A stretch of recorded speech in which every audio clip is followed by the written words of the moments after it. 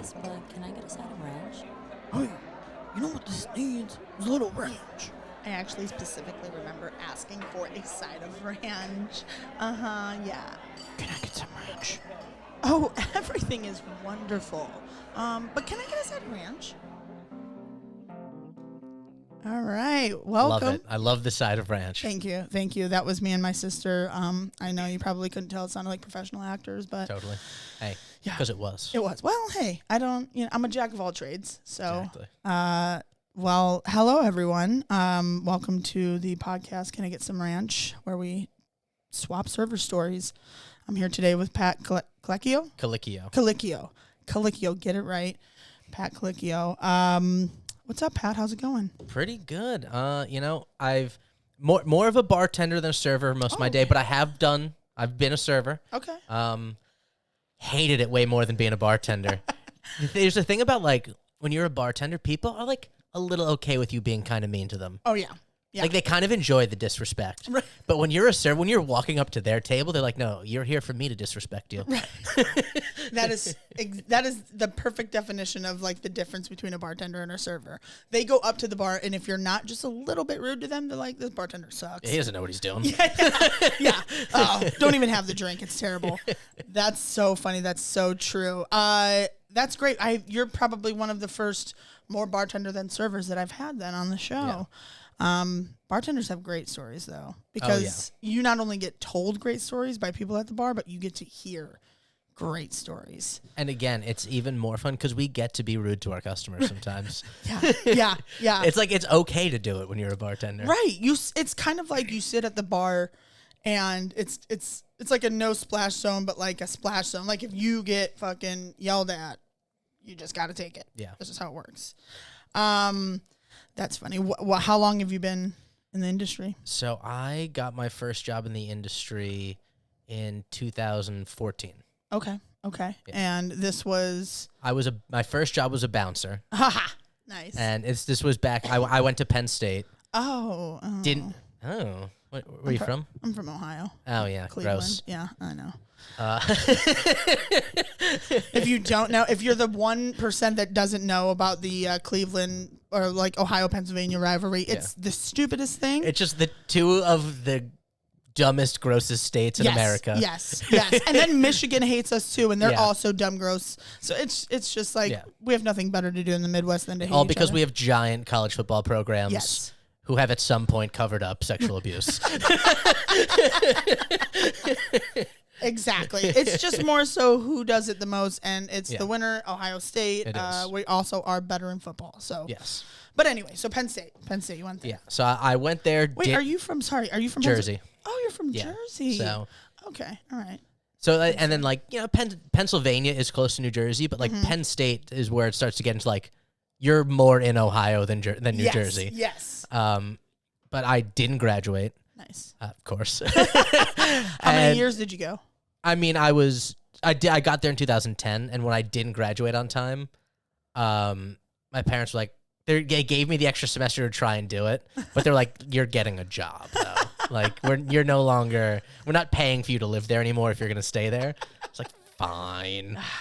And then like I just continued to not graduate. Yeah. Oh, okay. So you're like a 7-year in, like just keep going. I tried it for probably 2 more semesters, and I was like, guys, I haven't gone to one class. You're like, I have complete zeros in everything. Yeah, I got 3.5 years in, was like, class is terrible. I'm going to stop going.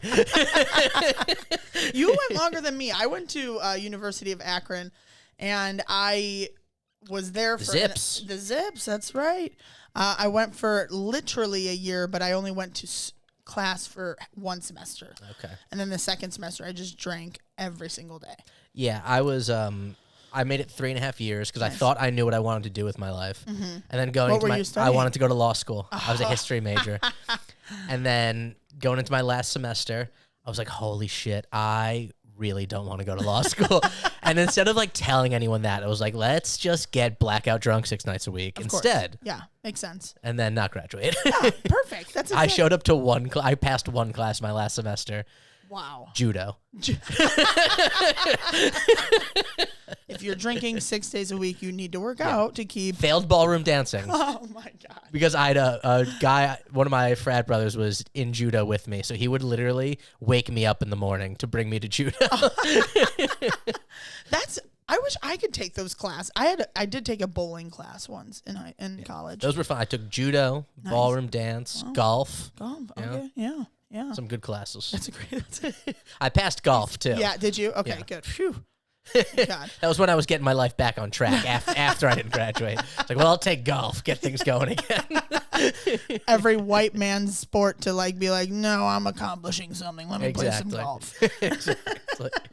Okay, so where was your first job then? Bar Bleeth. Bar Bleeth? It was called Bar Blue, but it was like spelled EU. Oh, yeah. So I like to call it Bar Bleeth. I feel like after we hear these stories, that's going to make a lot more sense. And it was just a typical like college sports bar. Oh, yeah. And the night I started off as a bouncer, and I remember thinking like, man, it's gonna take like forever for me to get behind this bar. Like, there's so many people in front of me. Right. And then you very quickly learn when you work in the industry. All of a sudden, like 8 people will just quit, get fired, disappear, never come back, just out of nowhere. Yeah. You're like, oh, okay. And so I was like, hey, can I like start bar backing, like learn to do the stuff back there? Like, yeah, sure. Get you back there. We'll teach you some of the fundamentals of bartending. Nice. And after like a week of that, they're like, okay, by the way, you're also bartending now. That is the go-to move of a restaurant. If you're not on your toes, then you're fucked because they're gonna throw you into shit regardless if you're ready. Yeah, they're like, you're not officially a bartender, but you're doing both jobs and getting paid less than the bartenders. Yeah, that sounds about right in a restaurant. So how long did you have to bar back until you actually didn't have to bar back anymore? Honestly, probably the entire time I worked there. For the first time I worked there was a lot of back and forth. I worked all over the industry. Yeah. So I was there I think I was like what they called a serving bar back. Okay. For like a year. Is that where you can actually serve alcohol, but you're still just a bar back? 100%. Wow. Where I'm supposed to bartend, but also do the bar backing duties as well. Also, the bartenders could yell at me to go change kegs and wash glasses. Yeah, all the bitch work that you do Exactly. behind the bar. Okay. And then I left to go to this other bar. Was there for a little bit. I wouldn't call it fired, but didn't work out. Okay. Went to another bar, was working there. They closed for renovations. Oh, shit. So I went back to Bar Blue under the table. Wow. And worked there for like another 6 months until I got told to leave because I showed up super drunk for a shift. Like to the point where you're like... It was bad. It was bad. And did you actually try to work or? I mean, I came in and tried to get behind the bar. My boss was like, get the fuck out of here.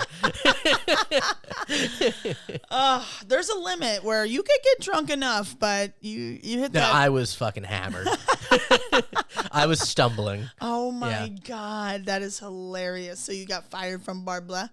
I wouldn't call it fired because I wasn't technically hired. Oh, right. Because you were working under the table. I was uninvited to come back. You were 86. Exactly. Okay. Yes. Okay.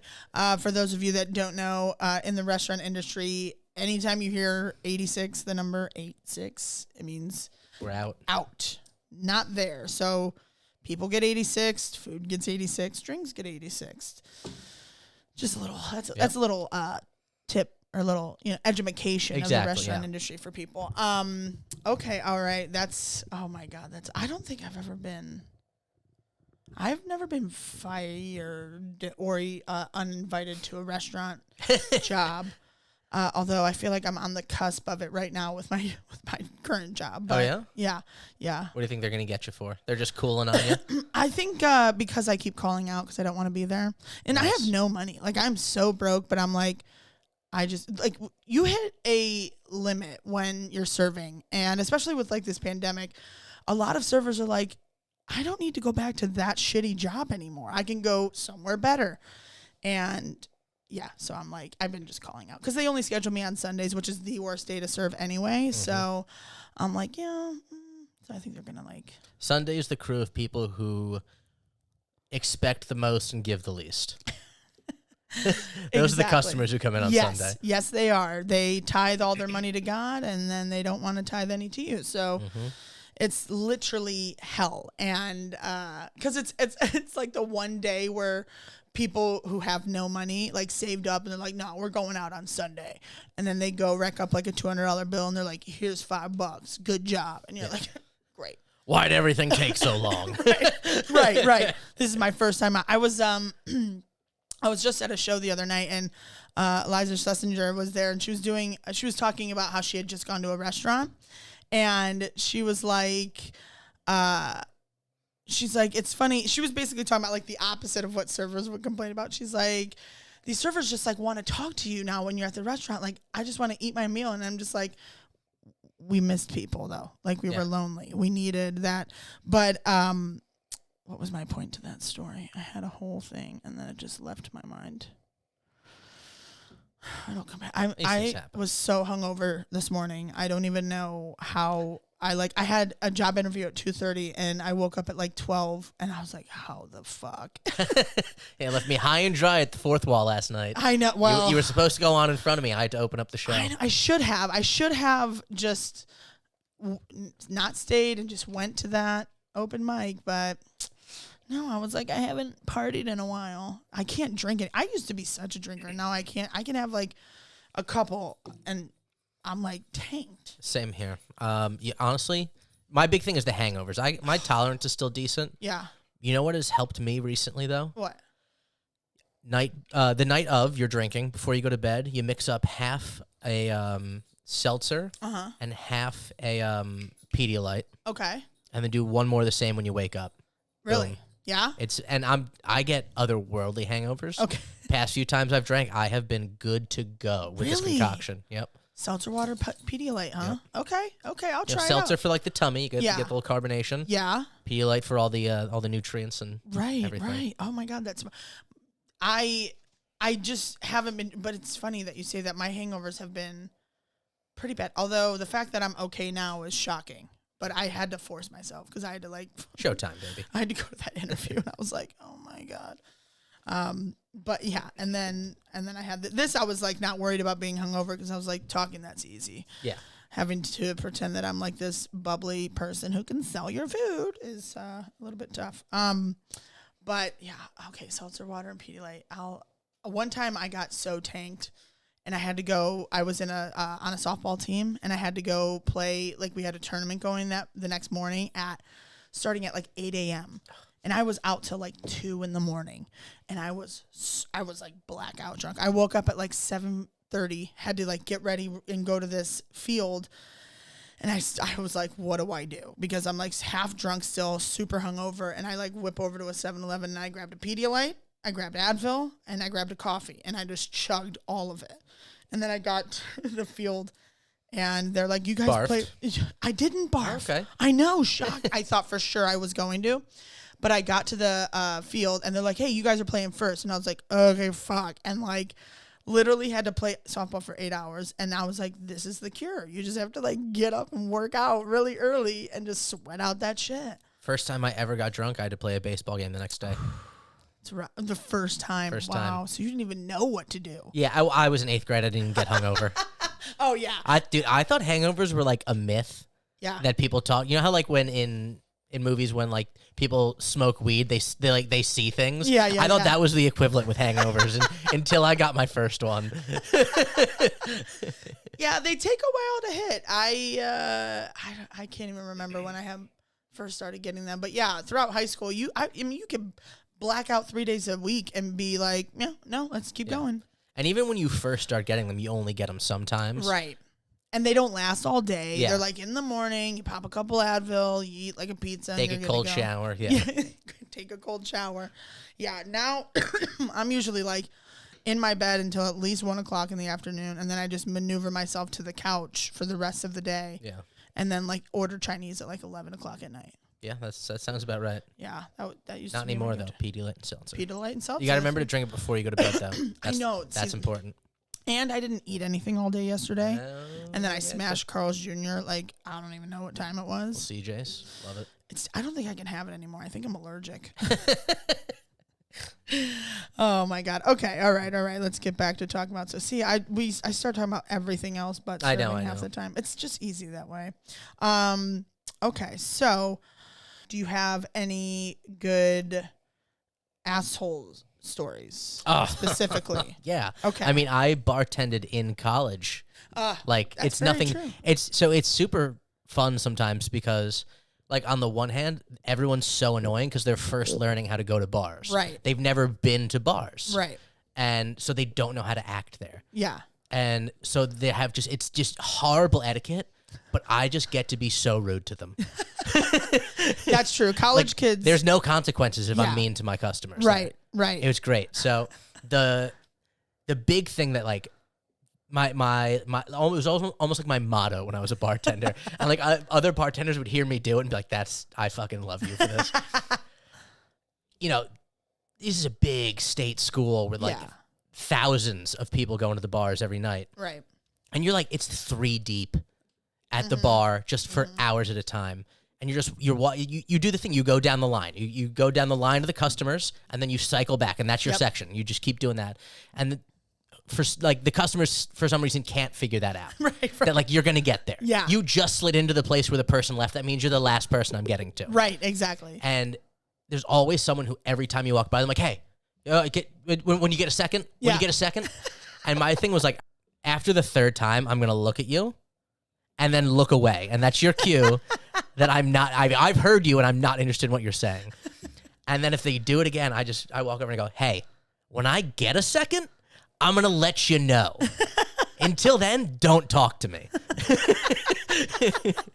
That was my big one. That's great. One of my favorites ever was the first bar I worked at, Bar Blue. It was like a horseshoe bar. Okay. And since I was also the bar back, I would have to get out of the bar to go change the kegs that were downstairs. Right. And there's this big sign at the end of the horseshoe bar. Like, I had to duck out from under the bar. It didn't lift up. Oh, fuck. And there's this big sign at the end that says, don't stand here. Because it was also the service station. Okay. And it's this big sign that says, don't stand here. And people would, and, you know, everyone's lined up at the bar. And then someone sees, like, oh, no one's standing there. I should probably do that. I'm the first guy to figure this out. Right. And first I would go, hey, pal, don't stand there, and point at the sign. Yeah. And then if they kept standing there, I would just go smack the sign and made this super loud noise.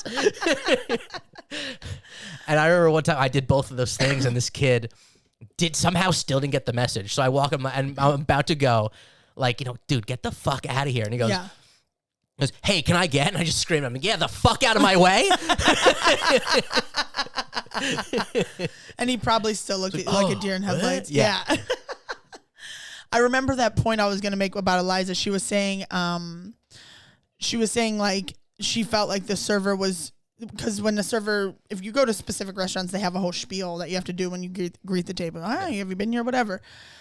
She was like, does it look like I've never been to a restaurant before? Like I know how, does anybody like not know how a restaurant works? And I wanted to be so badly like, yes. Nobody knows how it works. They're so dumb. You don't understand how many people you get that come into a restaurant and you're like, is this your first fucking time ever being out? Oh, yeah. Listen, if you are at a table and a server has interacted with you the entire time you've been here, don't walk up to the bar and try and pay your bill with me. People do that. And I'm like, hey, you ever been to a restaurant before? Yeah. Has this ever worked out for you? Yeah. Has this ever been how it's worked? Do you know where you're eating at? Does it say Denny's? No? Then get the fuck away from the bar and go pay your server. Like, I don't understand. I swear to God, it's funny because it's like people have never gone out to a restaurant. Every single table you have. And it's like, it's such a simple concept. How do you not understand? Like, you look at the menu, you order from the like people. That's my favorite thing. They're shocked when they're like, "Well, what do you have?" And it's like, "Ooh, see that thing in front of you? It's right there." Yeah, it's the best. I mean, it's the worst. Like, trying to wait on foreign people is by far the worst. Yeah. They'll just come in, not read the menu, and start ordering stuff. I had a table of foreign guys do that one time. I'm like, hey, guys, did you read the menu? And they're like, what menu? And I open it up for them. I'm like, I'll be back in 4 minutes. Armenian guys are like that though, and you know they know what to order, but they like to like just shout things out at you. Yeah, you know, you have to like wrangle them in, kind of. You have to be like, hey, like you gotta show them who dominates. Exactly, and they love that shit. Yeah, they do. They do. So that's the thing. Like at the bar, you kind of don't have to show people that as much. Right. It's like, but when you're a server, you need to like let them know. Oh yeah. At the bar, it's like the dominance is just there. They're just like, oh, this. Yeah, you're in my domain. Yeah, exactly. If you walk over to the table as a server, it's like, oh, my slave's here. Yeah. Perfect. That's so sad because it's so true. And then, I don't know, just waiting on foreigners is the worst. Like, because they don't tip. No. I used to work, the one serving job I had out here was I waited tables at Malibu Farm up on the pier. Oh, yeah. And it's a tourist spot. Like, Yeah. people who come here love to eat there, and so you get a lot of foreigners. And I was just like so fucking fed up with it one day. This Italian guy was just like, he signed his receipt and handed it back to me, and there was no tip on it. And by the way, when I hand people their tabs, I go, this started because I used to bartend at Universal Studios, where, again, you get a lot of foreigners. Oh, yeah. So I'd hand people their receipt and go, all you have to do is fill out the tip, total, and signature. Well, My tips went up by 50% when I started doing that. Yeah. Oh, nice. Skyrocketed. Nice. And so I did that to this guy, and they pretend they don't understand what tip is. Right. And I just got so fucking mad at this guy. And you know how like they have, there was the receipts that have like the suggested tip, like 15% is this, 20% is this. I was like, you see that number? Write that there. And I wouldn't take the receipt from him until he tipped me. Oh my God. Did he do it? Yeah. Oh my God. Oh my God. Well, he was probably pissed. Did you get like in trouble or anything after? No. I was like, fuck this guy. The one thing is that they will not call corporate. Foreigners will not call corporate. Exactly. Because they just are like, okay. But it's like, listen, for a while I always let them use the excuse that you're foreign, you don't know the policy. But if you're traveling to a different country, you should look up like policies like that. First of all, they know because they all love to make fun of how stupid tipping is. Oh yeah, that's they know it exists. Yeah. Well, like in certain countries, I know that it's like insulting to tip. Yeah, like Japan, it's like you don't tip there. But if I was going to Japan, I'd look that up and be like, what do I have to? Because like, why wouldn't you? Or like, if you're there and you're about to go to the restaurant, but like, people are just they just choose not to. That's why my favorite in restaurant life, my favorite foreigners were always Australians.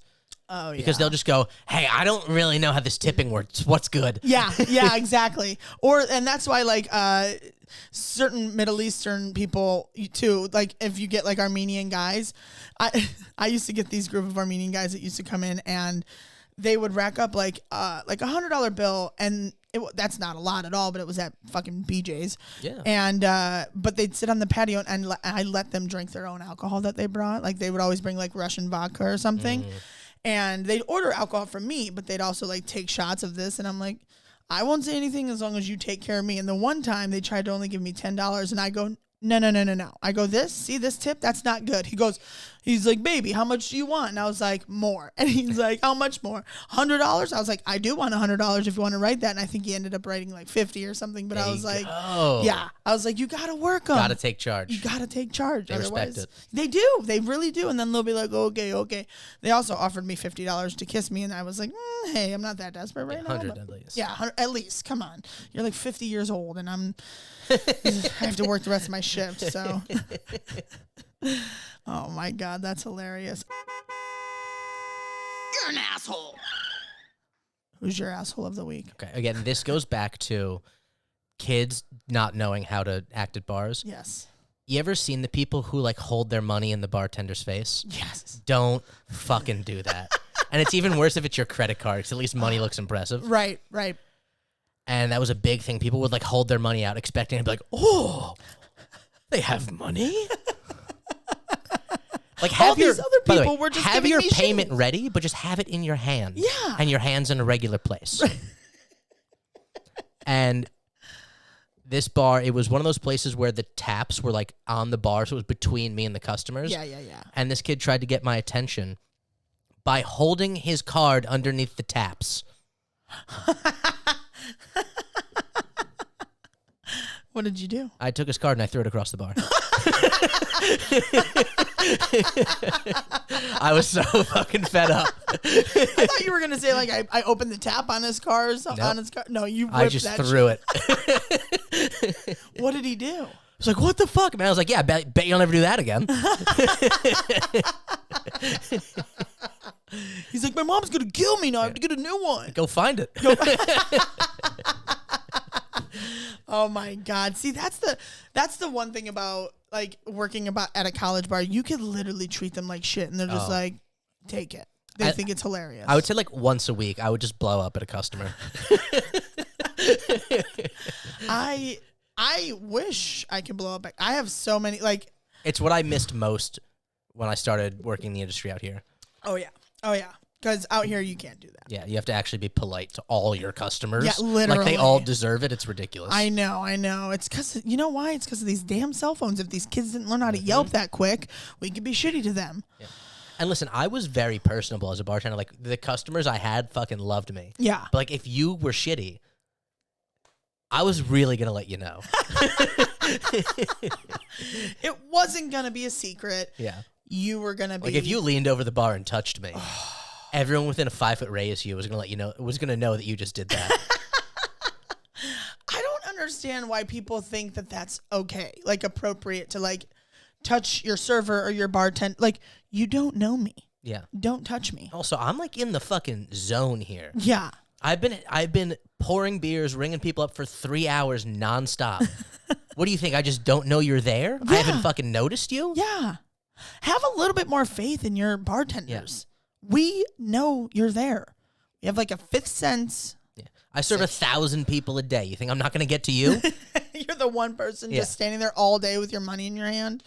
And everybody just else is getting people. This just goes back to like the lack of common sense when it comes to going out places. People are just like, no. If I don't acknowledge it, he's not going to know. He's not going to know I'm right there. And it's like, no, I can like hear you breathing. I know you're right there. I see your face.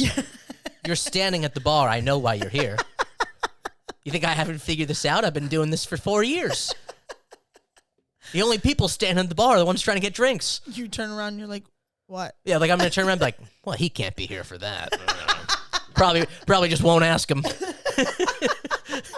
You just stand right in front of him, just look a little bit past him. Yeah. All right. Cool. I honestly, I have, only time I've ever done that is when like someone wouldn't tip me. Oh, yeah. And then I would just ignore them for the rest of the day. And that's the thing too, is at the bar, like some people would have the audacity to sign their check, not tip, and then still sit there and then try to ask you for like something else. Yeah. And you're like, no. Yeah, that's pretty rough. My a friend of mine once, she was bartending at BJ's, and she had gotten cash from like this couple that was there, and she like was counting it, and she's like, wow, like a $200 bill and no tip, but she miscounted, and actually there was a tip, but she didn't realize, and she made this big like spiel about how like she's like, oh, you guys can't tip me, like what the hell, I've been serving you all day. And they're like, we did tip you, count the money. And like it was this whole thing for like an hour, and my managers got involved, and they ended up having to like count her drawer, and they found it was like I think it was like maybe like a $50 tip or something, and it was like over tip, yeah. And she was like, and she didn't know any of this until a few days later. Like, she didn't find out. She ended up leaving that night because she was, like, so upset, and all this stuff went down. It was insane. It was funny. That's a rough one. Yeah, it was pretty rough. Okay, we're going to go with one of my favorite segments, even though it's not my favorite today, but normally it is. Bartender, I need a drink. This is what is your go-to drink after a shitty shift? So it really depends on where I am. Like if I'm at a place with good beer, I do like a good beer. If not, just whiskey, like a bourbon on the rocks. Really? Yeah. Nice. That's my go-to. Or as well. Scotch on the rocks if there's a good scotch. Yeah, it has to be a good scotch though. Yeah. I agree. Well, those are my go-tos as well. I think I might give up beer for a while though. I used to be able to drink more beer. Now it's like I feel heavier when I drink it. And it even does that thing where like it starts to taste gross after a few. Yeah. And I found out that beer is the thing that gives me the worst hangovers. Really? That and wine. Wine gives me pretty bad hangovers too. But yeah, I don't know what it is, but it's a different kind of hangover. Like that one that you're like, oh Jesus, I don't know if I'm gonna make it out of this one. So and because I drink IPAs and I could slam a 12-pack no problem. Oh, I mean, and absolutely. And then wake up the next morning and be like, I'm dead. Yeah. And then you think about the fact that you just drank 150 ounces of liquids. Yeah. Yeah, and you have that taste in your mouth. But I mean, I love a good IPA, but I think I might take a little break from them for a while. Sometimes you have to. Yeah, I do. And it's funny, I haven't even been drinking that much, but I for some reason only have been drinking beer really, and I'm like, no, I need this, put a pause on this for a little while. So it's a little too much. Yeah, I took a little break from drinking. Not completely, but like really toned it down. Yeah. And now I find I almost never do it. Yeah, same. Do you smoke? No. Oh. Never been a big smoker. Really? First time I ever smoked was actually on my 21st birthday. Wow. I was so fucked up. Took this huge bong rip. And then vomited shortly after. Yeah, that makes sense. Yeah. That makes sense. You got the spins for sure. Oh yeah. Yeah, those will happen. I smoke a lot of pot. I smoke like every day, all day, and I think that's why I don't drink as much. Is because I'm like, I'm stoned. I don't really care to have a drink or whatever. And it's kind of nice. I have no tolerance for weed. I'm like, if I take two hits from like a joint, I can't do anything. I can't do a set. I can't drive. Like, I can't do. This is the only thing I can do is walk to the grocery store and get snacks. I drove across the country high. Oh, literally just in February. Yeah. My cousin and we smoked. Wouldn't every be able 2 to hours. manage it. It's fun. It's fun. You just got to build that tolerance. I can barely talk when I'm high. I think I can barely talk if I'm not high at this point. It's crazy. Although, like, I can't really get high and go to work though, because if I do, I notice that I'll forget shit. Oh yeah. You know, and I'll throw my game off a little bit, and I'm like, or if I go to work stoned, I forget shit. If I go to work a little buzzed, I'll talk way too much to my tables, and it's like you have to, in your mind, you're like, shut the fuck up and walk away now. Yeah, exactly. They won't notice. Just do it. You're just like, bye. Okay. All right. So whiskey, scotch, beer drinker. Those are my go-to. I've got a nice bourbon. I like got a decanter because I was like, I have to be classy. I know it wasn't very. What kind expensive. of bourbon? It's actually that bottle there. It's a Willet. Have you ever had Willet whiskey? Yeah. It's one of their like barrel aged.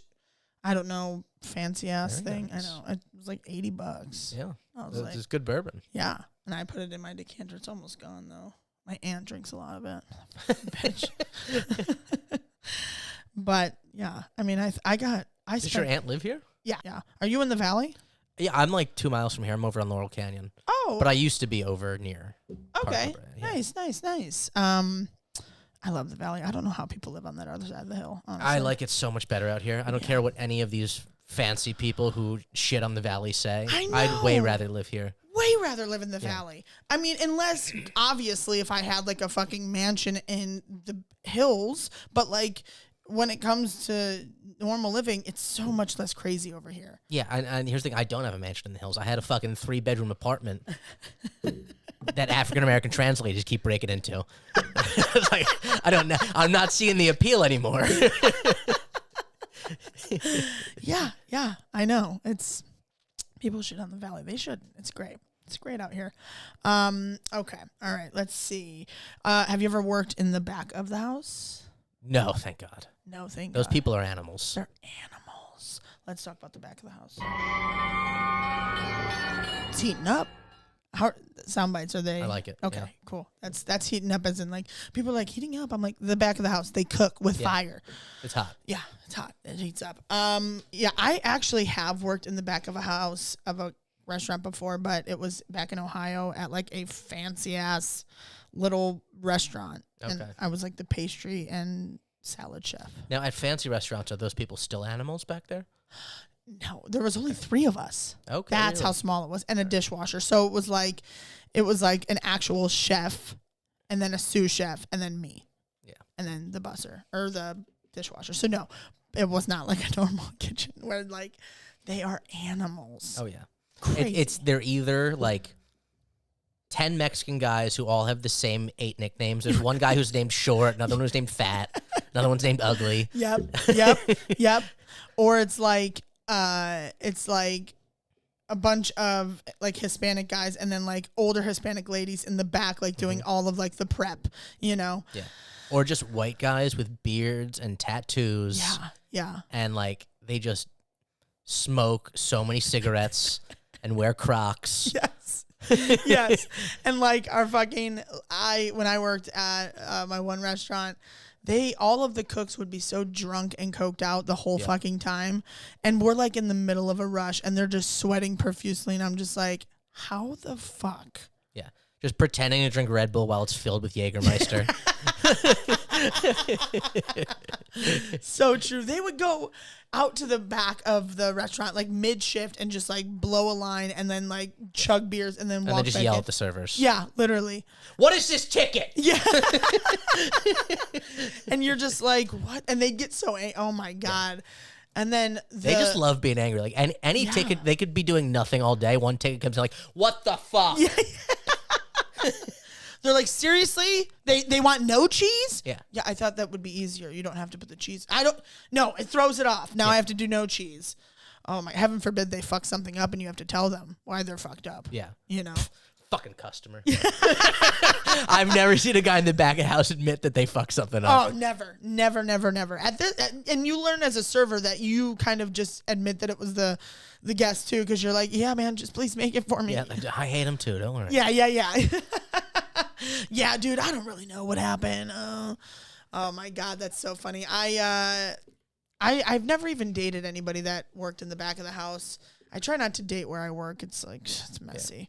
But, just bang, don't date. Yeah, exactly. And there was, the one restaurant I worked at, there was a female who worked in like the salad station and every one of the male cooks had already banged her. The dishwashers banged her. I'm sure the work environment was great for her. The funny thing is that she had like 3 children at home too. And Shocking. like, yeah, I know. Right. And it's just like, she'd go home with a new cook every night. And I'm like, what the fuck? Oh, who has that kind of energy? You know? Really, after a shift? Jesus. After a shift. And a kitchen guy, they smell so gross. Oh, God, yeah. Fucking kitchen dick? Yeah. Get out of here. All greasy and shit? Oh, my God.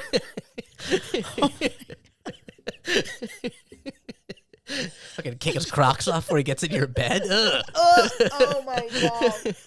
I would be like, please, I need you to not only hose yourself off, but shower for at least Get an your fucking hour. baggy striped pants and take a hike, pal. Oh, my God. Kitchen dick. That literally made me want to vomit.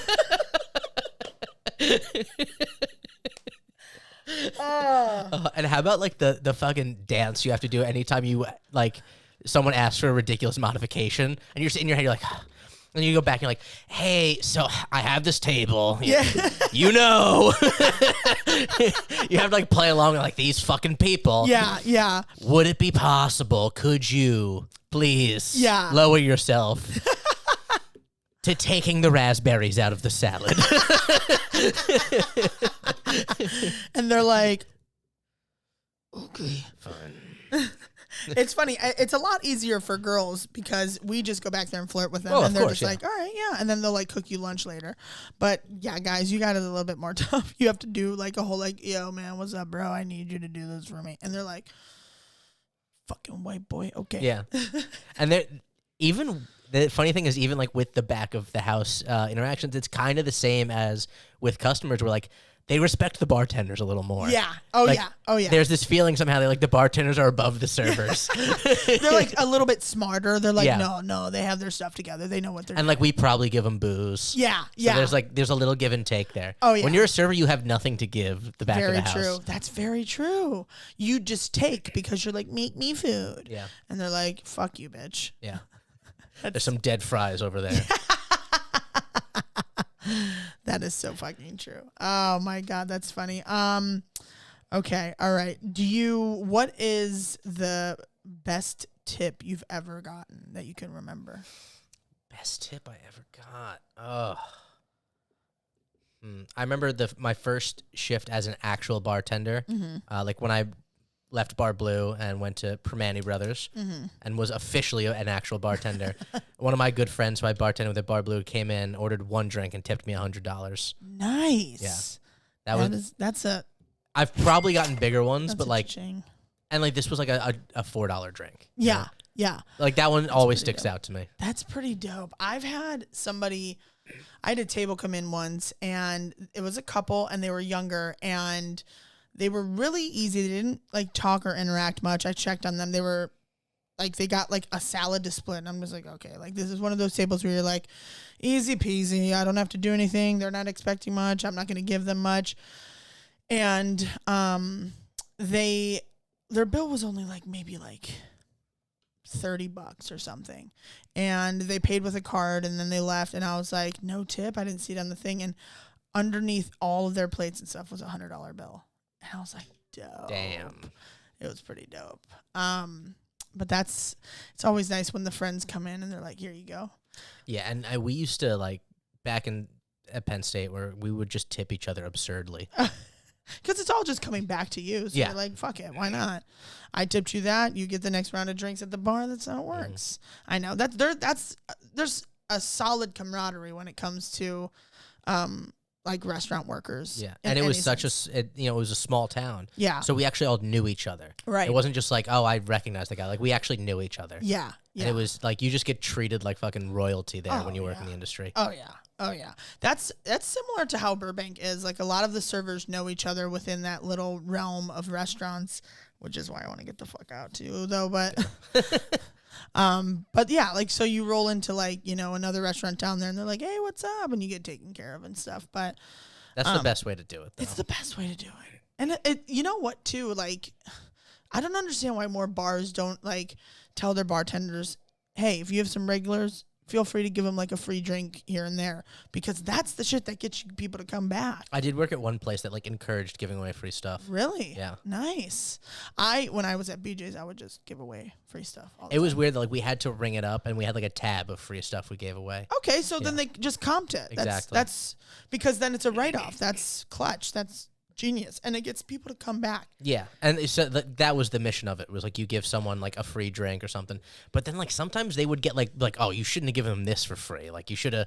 Oh, you can't be specific. Yeah, like I'm not gonna give away the most expensive thing we have for free. I gave him a free round of beers, and like I remember being told one time like, no, that's not how you should have done it. I'm like, Jesus Christ. You're like, okay, so do I give people stuff or don't I? I got fired from that place too. Fuck Saddle Ranch. Oh, I knew it was Saddle Ranch. Yep. The one right next to the Comedy Store. Oh, that place sucks. Wait, when did you work there? When was this? Like in 2019. Oh, okay. Yeah. Okay. That's so funny. I probably saw you there before I even knew you. Because that would always be my go-to spot after the Comedy Store. And it's just shithole. Yeah, it is. You go there to just get shitty plastered. Place to work too. Oh, I bet. Surprisingly, I bet. It's one of those places where you do a lot more work than you make money. Oh, and like that's really how you have to weigh a job in the restaurant industry. Oh yeah. Like what is the disparity of work to money? Yeah. And that place definitely gets a lot of tourists and foreigners too. Oh yeah. So you're always like getting shitty tips. I've gotten so fucked up. Although now, tell me, would they do this sometimes where they'd be like, "Oh, I'm gonna give you free shots," and because sometimes they'd add them to your bill, right? And then they were supposed to get taken off or something.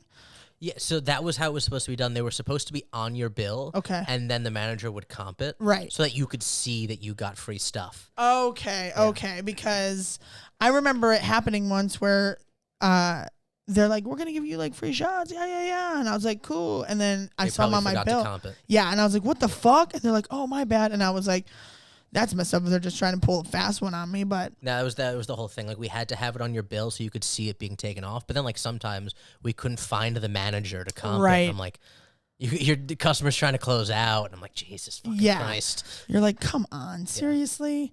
Oh, that's funny. That's good old Saddle Ranch. Yeah. Dining out tip of the week. What would be your dining to guests coming into your restaurant and sitting at the bar? What would be your tip to help them make you and them like have a better experience? Figure out what you want by yourself, first of all. I don't know what your taste buds are like, and I can't figure that out for you. And if you want to change more than 2 things about any particular dish, you don't want it. All right? You don't want it. That's not what you want. Yeah. If you're trying to change more than 2 things. Yeah. Unless you have like a dairy and gluten allergy, you shouldn't be taking out more than that. Yeah. Because why are you eating out then? And like I'm a like weirdly picky eater about some things. Like I will ask for most things without cheese. Yeah, if there's more than 2 things in any dish that you don't want, get a different dish. Get something else, please, for the sake of it. Okay, all right. Well, we're wrapping up. This is my favorite segment that we're gonna do, and it is Yelp. Review. Break. I find a random Yelp review, we read it, and we break it down. Is it always negative? Because those are the best always ones. Negative. Perfect. Yeah, what's the fun of finding a 5-star review? Come on now. This one I found is long, but I haven't even read it, and I'm just seeing like certain words, and I'm like, this one's gonna be good. Oh, perfect. And it's from Saddle Ranch. Yes. I always like to pick it from the restaurant that my guest has been a server at, so that you can kind of help if there's something, and you could be like, no, that never would happen there, whatever, you know. Okay, so this is a review from Jeremy O. from Porter Ranch. Looks like he's left about 33 reviews, I think. So just know right now, Jeremy, I don't value your opinion. 33 Yelp reviews? What are you doing with your time? Just wait until you hear the first sentence. You're going to be like, oh, here we go. I want to hate this guy so bad. By the way, there's a certain word I think you're going to realize that he capitalized the entire word. Okay, so here we go with Jeremy O's review of Saddle Ranch. I have literally never been so traumatized in my entire life. All right, so I'm going to say traumatized was capitalized. If not, it was literally. Yeah, no, it was traumatized. You got it. I'm writing this at a later date because they disabled the review system here due to media coverage. What? Okay. I made a reservation on OpenTable one day in advance for 2 people. I go into the location with my friend. This place is super confusing. There are no signs or any sort of check-ins visible. It's not that hard. Yeah. It's You ever been to a restaurant before? Yeah. Figure it out, pal. Yeah, it's not. There's a host hard. stand. Literally. I can tell you that much. Yeah, and right next to the door. It's even with the pandemic. I've never been to the Porter Ranch one, but I have to imagine. No, this is for the the West Hollywood one. Yeah. Oh yeah, it's right next to the door, and there are signs. Yeah, there are plenty of signs. I was just there, like literally 2 weeks ago. It's pretty easy to find it. We asked security where we check in because we have a reservation. He has us wait over to the side for 12 minutes. Doubt it. And I like that it's 12 minutes. You know, he was like, let me pick a number that people are going to think is real. Because if you say 10, you say 15, they're like, you just exaggerated. He's like, 12 minutes. In which we decided to just go over to the stand that is inside the bar room. So you found it. Yeah.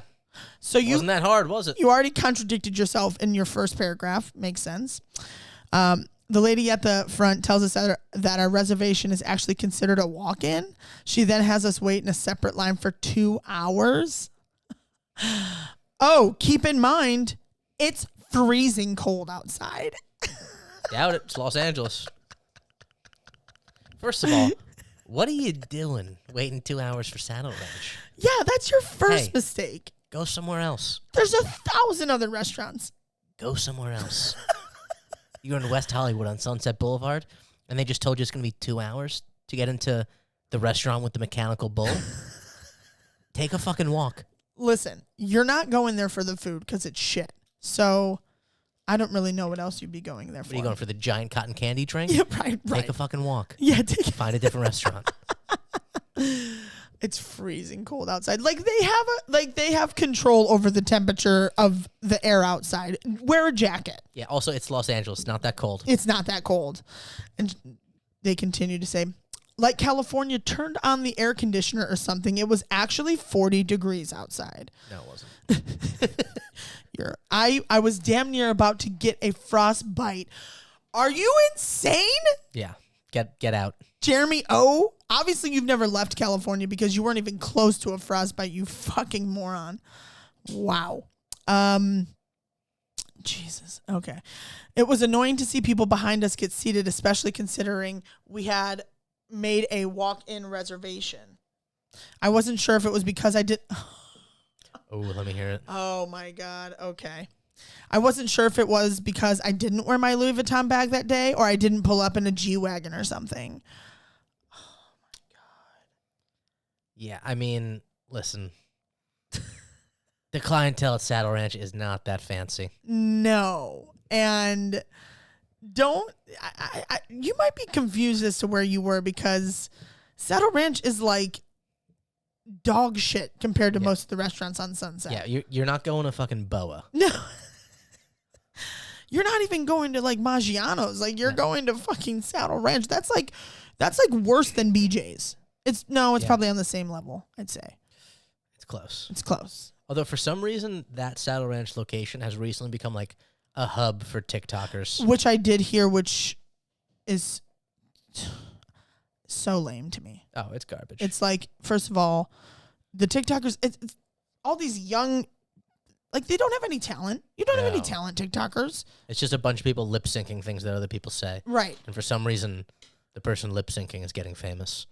I know. And it's like, listen, there's some TikToks that I love and they're great, but these people that are making millions of dollars off of the videos they're posting, like first, you're 12. Why don't you like go to school or something? Yeah. You know, it's fucking disgusting. Stop making me look so bad, all right? Yeah, fuck you. I've been doing comedy 10 years and you have like 1 million more followers than me. Fuck off. Right, you're a material, pal, all right? Mm-hmm. Get out of here. Mm-hmm. Okay, we have plenty more on this. I can't wait.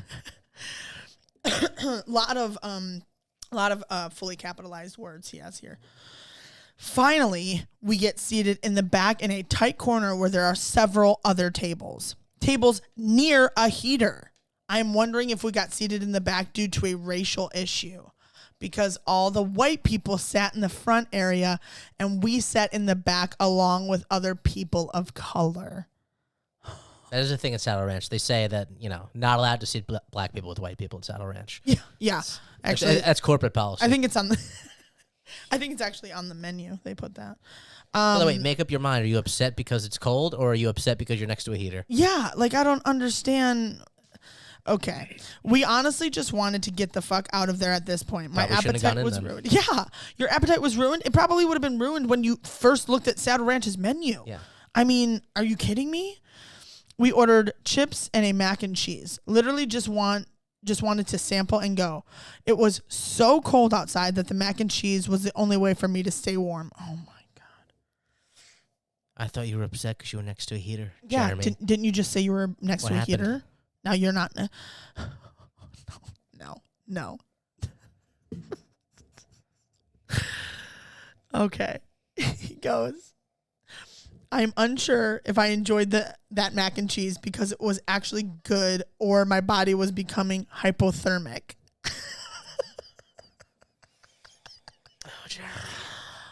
Oh, wow. I can't believe this isn't a white person writing this complaint. I agree with you. Pretty astounding. I know. It is definitely a Karen review. I don't understand. You become hypothermic? Are you kidding me? Oh my God. And the Oscar goes to Jeremy O with the most dramatic Yelp fucking review ever. Yeah, Jeremy, it's 40 degrees. What are you, naked? Get it together. I wish a homeless person was able to read this review and then find Jeremy and be like, fuck you. God. Oh my God. Okay, so there's more. We're almost finished, I think. To pay, they require that they hold your card on file before you even order. When we finished eating, I gave the young lady my card once more. I still tipped her. Oh, thank you so much. Because it was her fault all those issues were happening. Of course. If they're holding your card before you eat, how did you give her your card again? Yeah, I'm also confused. He goes, I still tipped her. I am unsure why.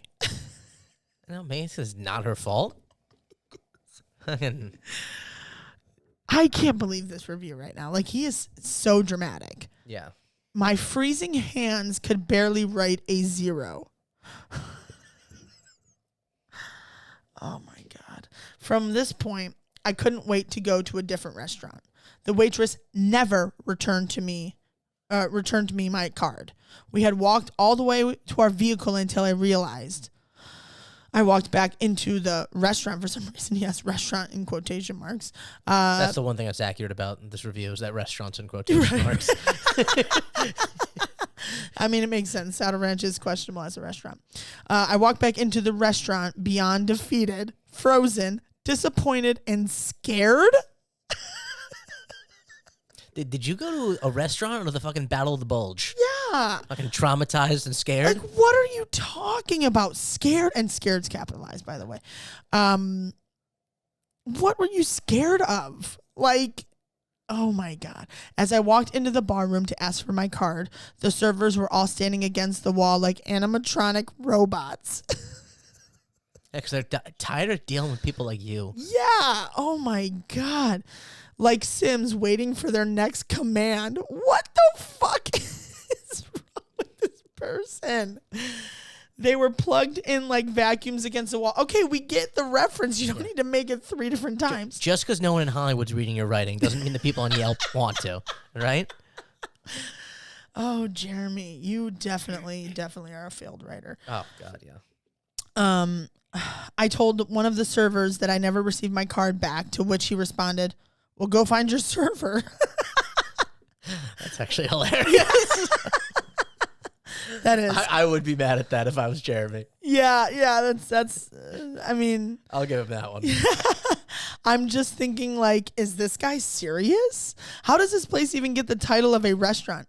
Again, why are you going there then? It doesn't. It shouldn't have the title of a restaurant. I track down the girl who served me and I ask for my card back, to which she freezes up and resumes her action and hands me back my card. No apology or anything, just a thank you. Okay. Felt extremely artificial and robotic. Oh my God, what is your fascination with robots, Jeremy? Hey, pal. She's a server at a restaurant, not a diplomat for a foreign country. Why do you give a shit? Oh my, I am traumatized, again capitalized, from this restaurant. I felt uncomfortable eating out for a week because of this horrific experience. I'm sure that I'm missing some more horrifying details that my brain has just forgotten because it was so traumatic. Oh my God. That's not even it, by the way. There's still more. You went to a restaurant. You didn't get raped. I know. Like, would you sit in the shower and cry afterwards still? Like, did you die? I don't understand. Like, imagine, like, they get in, like, a car accident, like a minor fender bender. How much their life must be uprooted from that. And this guy stubs his toe. I bet he goes to a therapist. Are you kidding me? Oh, my God. Overall, having my reservation be rejected, then waiting forever, then being frozen, and just being blatantly disrespected was probably the most terrifying and most LA experience I've ever had in my entire life. The only way I will come back here is if Madison Beer or Tana Montague invite me there themselves. I don't even know who that is. Neither do I. I have no idea who they are. Thank you, Saddle Ranch, truly for scaring me and my friend for the rest of our lives. If you plan on coming here, don't. But if you do, I numbered 8 different things. Number 1, be white. Good advice for all of life, to be honest with you. Helps everywhere. Yeah.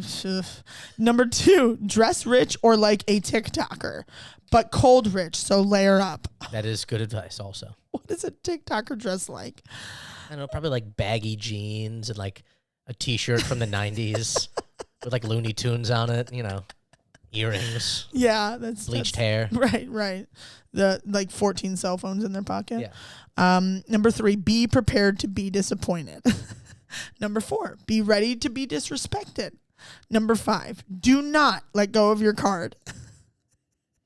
Number 6, have something ready for you to do in line because you will be there forever. You could probably toast some more s'mores while you eat.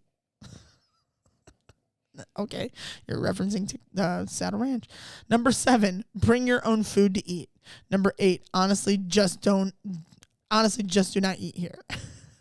I mean, I will say the 8 points you gave are pretty valid. Pretty valid, but The rest of the review, however, hey pal, you're at Saddle Ranch. You're at Saddle Ranch, Jeremy. There's a mechanical bull in the restaurant. Right? Literally. What did you think was gonna happen? I mean, honestly, what did you think? Did you think you were going to like a 5-star restaurant? I mean, this place has literally I'm surprised it has this many, 3.5 stars.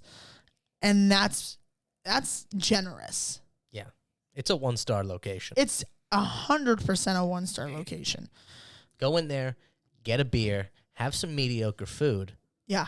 And be happy with your experience. It's like it's like a giant dive bar where you just go to get fucked up. You don't go there to eat. Ugh. Are you kidding? I actually don't hate the food there. Well, it's not bad, but it's like it's not something you'd be like. That's not where you don't go out to eat at Saddle Ranch. No. Like, you go out to get fucked up. Like, hey babe, it's our anniversary. Yeah. I'm gonna take you somewhere special. I'm gonna get some ribs and ride a mechanical bull. Yeah, this meal is gonna be the best you've ever had. I mean, they serve sugary cocktails out of pitchers. Yeah. And they're known for a giant ball of cotton candy over alcohol. And it is sure to give you diabetes and a headache in the morning. That's right. I know. I don't. Jeremy, maybe maybe do some journaling. Maybe find somewhere else to write your stories because. Maybe kill yourself. Think about it. I mean, it sounds like he might. Like he was that traumatized. The world would probably be a better place. I mean, I low-key want to follow him and see what else he fucking reviews. I bet nothing is above 2 stars. I bet you're probably right. Okay. Interesting. Jeremy is... Oh. Like, Jeremy, you hit the nail on the head when you put restaurant Wait a in minute. quotations. The funniest part is... I'm trying to figure out... Are most of his reviews good? I was just trying to look at his photo. Let's see. Okay.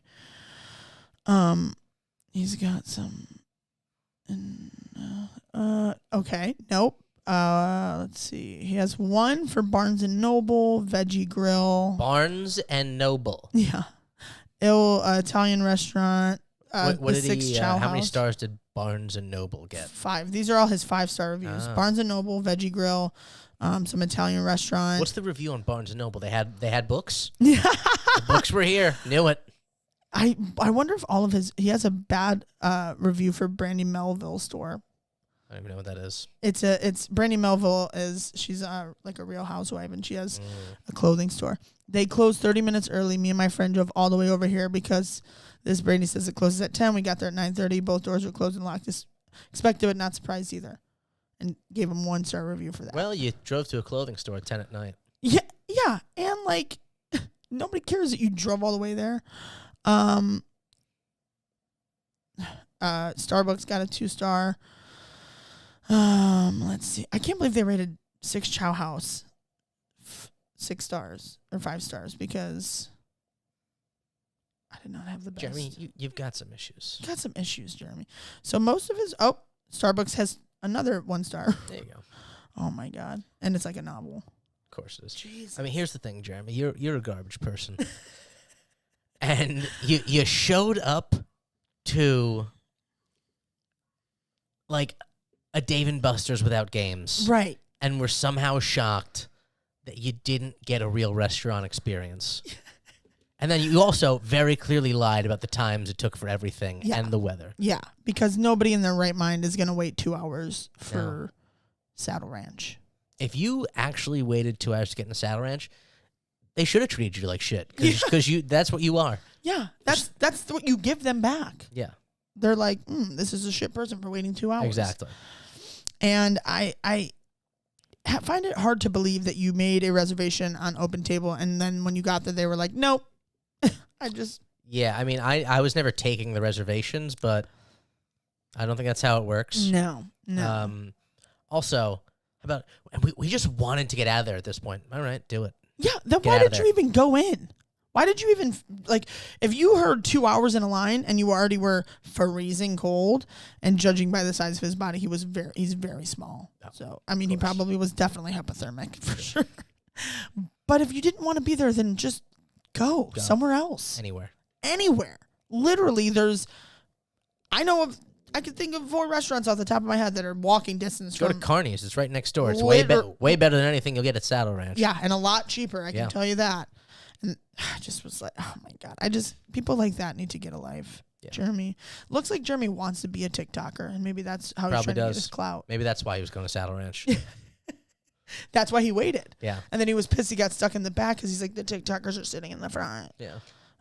Jeremy, you're a hell of a guy.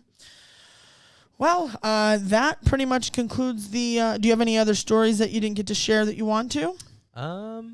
Yeah, I'll give you... Because you have like a manager moment, right? That was one of your... I have a pretty good one. I do, yeah. I have a good, really attempted manager setup that I'll share with you. Okay. I don't have a soundbite for the manager one yet, though.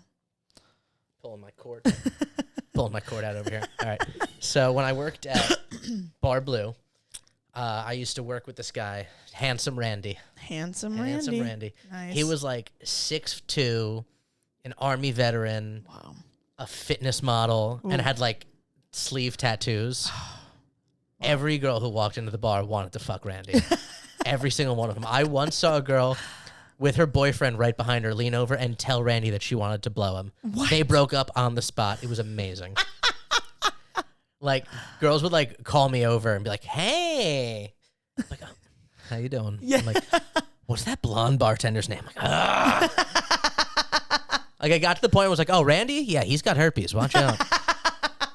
Yeah. But, so, like, all the girls would just flirt with Randy constantly and not, like I'm like, next time I'm 5'6". I was, like, 30 pounds heavier at this point. Just, like, wearing a mechanic's shirt and just not getting anyone. Yeah. And one of our most popular drinks was we had Captain Morgan pitchers. You can get a pitcher of Captain Morgan, whatever mixture you wanted, for $7. Oh my God. And of course, all the sorority girls wanted like vodka instead. They would always ask. Right. And so apparently this very, very good looking girl asked my manager if she could get a vodka soda pitcher. And he was like, yeah, sure. Just go ask Hot Pat over there. You have to call him Hot Pat though. And it was like this night where we got like unexpectedly busy and I was just fucking swamped. And she just goes, Hot Pat, can I get a vodka soda pitcher? And instead of taking the setup that my manager tried to get me, I just turned around and yelled, no! Just screamed in this girl's face in front of the whole bar. And he came up to me 10 minutes later, he was like, dude, I was really trying to help you there. He's like, and then that's still why you didn't. They all went to Hot Randy then. They were like, well, I guess this is Angry Pat. Randy. Yeah, exactly. Angry Fat Pat.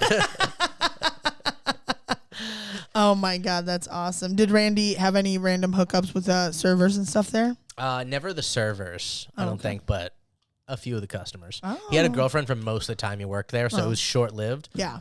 But one time he went to like a frat party and fucked this girl. And then he walks out of the room and her friend was just waiting out there to also fuck him. No. That's how good looking this dude was. Wow. Yeah. Wow. Yeah. Damn, like just a line out the door and he's like, all right, who's jumping on my dick next? Yep. Son of a bitch. Apparently he had a huge dick too, so it's not even like, wow. It's like, Jesus, Randy. Wow. Just take everything, why don't you? Hot Randy. Yeah. I need to see a picture of this. It's like, thank God you almost got blown up by an IED. You know? Do you have a picture of Hot Randy? You follow him on Instagram? Oh, for sure. I definitely do. All right, I need to see it. I need to confirm this before. I mean, you also have to remember, like, this is not in L.A. This is in State College, Pennsylvania. True. I mean, I grew up in Ohio. I know what the boys look like over there. Good point. Good point. Yes, you do. I know what they look like. But the fact that 6'2", you said? Muscles? Jeez Louise. Yeah. It's hard to find a picture where you can see how great his body is. But, like, he's a handsome guy. And then if I could, let me see if I can find a body pic. To be able to fuck 2 chicks in one, I don't know. I mean, I think maybe more of wow. There it is. Okay. Yeah. Yep. I see. 6-pack abs, you know. Yeah. No, and he's got like a little swagger about himself, Exactly. I'm sure, right? And he's behind the bar, you know, they like it. Okay, this is a better photo. Okay, yeah. That showcases. Okay, and he is. Are you kidding me? Yep. He is fuckboy for sure. Yep. Wow. Okay, that makes sense. Yeah, okay. exactly. Confirmed. Hot Randy is Hot Randy. Yeah. Wow, that's that's a like just bleep that whole thing out. Well, great. Well, thank you so much for being on the podcast. Absolutely. This was a lot of fun. This is probably the first recording session that we actually talked mainly about serving, which is great. This will make my editing a lot easier. Yeah, there you go. Do you have anything to plug right now? When's this coming out? Tomorrow? No, it'll probably come out in a couple weeks. Okay. Well, I think I'm going to be on a show on June 13th. Okay. I don't know. You might be on that one too. That with Nate. Which one is it? I had some kind of like backyard show. I think. With Nate Adamski? Yeah. I think he. I don't think he hasn't told me about it yet, but I think he was going to. Okay. Okay. So yeah, I don't know any of the details yet, but June 13th. June 13th. Okay. Other than that, you can check out my podcast with my buddy Vinny Falcone. Going Nowhere Fast. Nice. You can find me on Instagram at Pat_Colicchio. Colicchio. It's very confusing. Pat Colicchio on Twitter. That's really it. All right. Well, awesome. Well, yeah, everybody follow his stuff, check out his podcast, and be kind to your servers and bartenders, or else we'll shit in your food.